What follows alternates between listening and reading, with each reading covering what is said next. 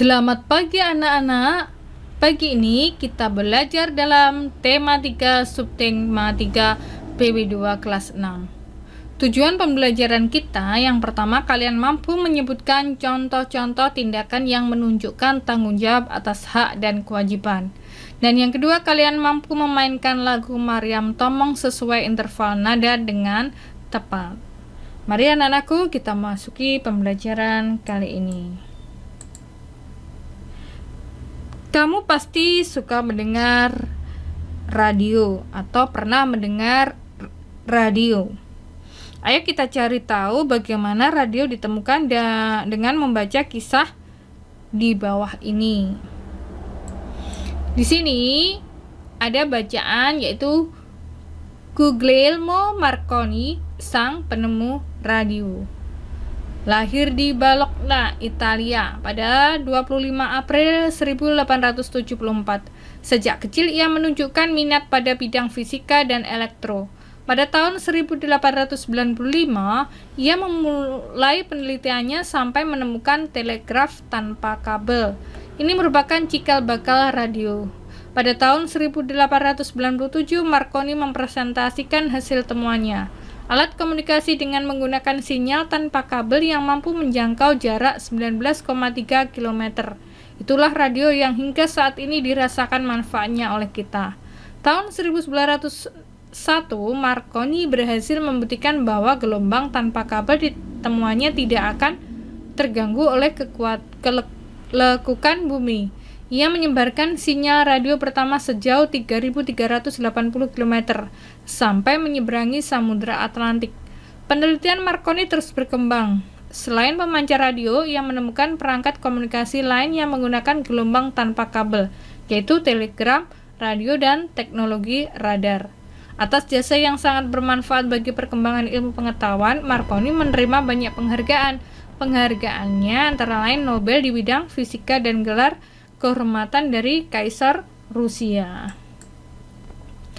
Dari teks tersebut kita dapat menjawab pertanyaan yang pertama, menurutmu apa dampak penemuan Guglielmo Marconi bagi warga dunia? Manfaatnya kita dapat berkomunikasi menggunakan radio, mengirim pesan menggunakan telegraf, dan mendeteksi posisi pesawat menggunakan teknologi radar. Kemudian apa yang dilakukan jika Guglielmo Marconi tidak menemukan radio? Zaman dulu manusia tidak akan bisa berkomunikasi jarak jauh, menyebarkan informasi dan mendengar lagu lewat radio. Nah, perhatikan di sini. Pernahkah kalian mendengar radio? Di sini Lani suka sekali mendengarkan radio, tetapi dia tidak mau menghiraukan atau mempertimbangkan ketika adiknya sedang belajar. Nah, menurutmu, apakah Lani sudah menggunakan hak dan kewajiban secara seimbang? Belum. Meskipun Lani berhak mendengarkan lagu dari radio, tetapi Lani tidak memikirkan kewajibannya untuk mendukung adiknya dalam belajar. Nah, anak-anak, makanya kita juga harus memperhatikan hak-hak orang lain. Perhatikan di sini. Di sini ada dua buah gambar. Kalian diminta pendapatnya, apakah gambar tersebut telah menggunakan hak dengan tanggung jawab.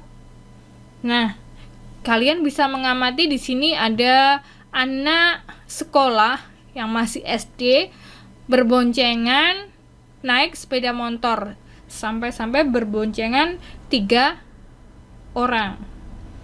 Nah, di sini tentu saja mereka belum menggunakan hak dengan tanggung jawab karena mereka belum cukup umur untuk memiliki hak berkendaraan. Kemudian melaksanakan kewajiban dengan tanggung jawab tentu saja belum, karena tidak menaati undang-undang seperti menggunakan helm, berboncengan 3 orang, dan berkendara tanpa SIM.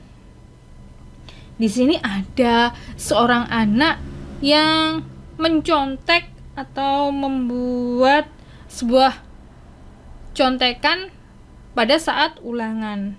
Di sini juga belum menggunakan hak dengan tanggung jawab karena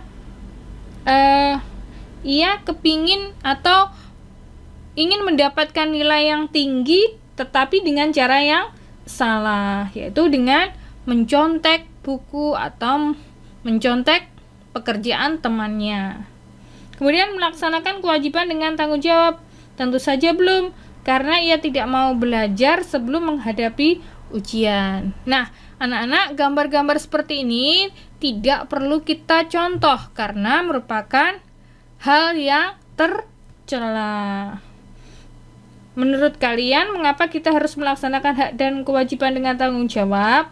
Karena hak yang kita miliki terdapat hak orang lain yang wajib dihargai. Sehingga hak dan kewajiban yang kita lakukan tidak hanya berdampak bagi diri sendiri, tetapi juga orang lain. Maka keduanya harus seimbang. Jika tidak, apa yang akan terjadi jika kita tidak melaksanakannya, maka akan merugikan diri sendiri dan orang lain. Anak-anak, kalian nanti akan belajar kembali lagu Mariam Tomong menggunakan alat musik. Di sini ibu juga akan menampilkan lagu Mariam Tomong dengan alat musik pianika supaya kalian juga bisa berkreasi dalam bermain alat musik. Ayo kita perhatikan.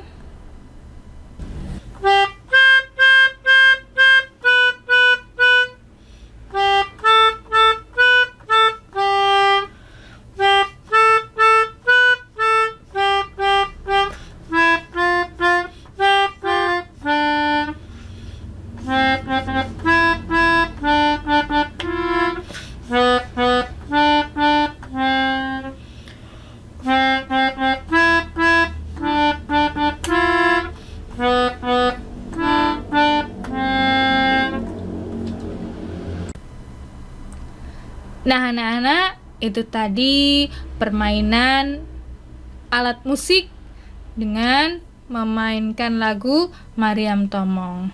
Anak-anakku, kalian tentunya di rumah memiliki berbagai contoh alat musik atau berbagai benda-benda alat musik. Bisa pianika, bisa seruling, bisa recorder atau harmonika atau yang lain. Silahkan kalian berkreasi dengan memainkan alat musik tersebut. Demikian anak-anak penjelasan dari ibu, semoga bermanfaat. Sampai jumpa.